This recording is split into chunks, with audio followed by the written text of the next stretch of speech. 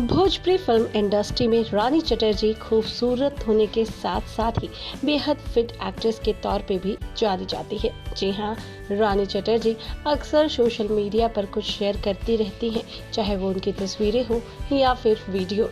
रानी चटर्जी की फिल्म का भी लोगों को बेसब्री से इंतजार रहता है और रानी इन दिनों अपनी एक तस्वीर को लेकर काफी ज्यादा चर्चाओं में है, लेकिन नेगेटिव रोल को लेकर।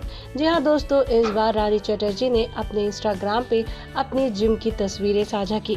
अब आप सोच रहे होंगे इसमें ऐसा नया क्या है, तो आपको बता दें, रानी ने इस तस्वीर को साझा करते हुए कैप्शन में लिखा, ये वही जगह है जहां मैं सबसे ज्यादा खुश होती हूं। वहीं रानी चटर्जी की तस्वीर पर उनके फैंस तरह तरह के कमेंट्स कर रहे हैं। दरअसल कुछ समय के ब्रेक के बाद रानी एक बार फिर से सोशल मीडिया पर एक्टिव नजर आ रही हैं। वहीं एक यूजर ने कहा कि यूपी वापस लौट कर मत आना, जहाँ हो वहीं रहना। उसके जवाब में दूसरे यूजर्स ने कमेंट कर कहा, ऐसे नकारात्मक लोगों से दूर ही रहें। खैर दोस्तों, इन दिनों रानी चटर्जी अपने ब्रेकअप को लेकर के भी काफी ज्यादा चर्चाओं में है।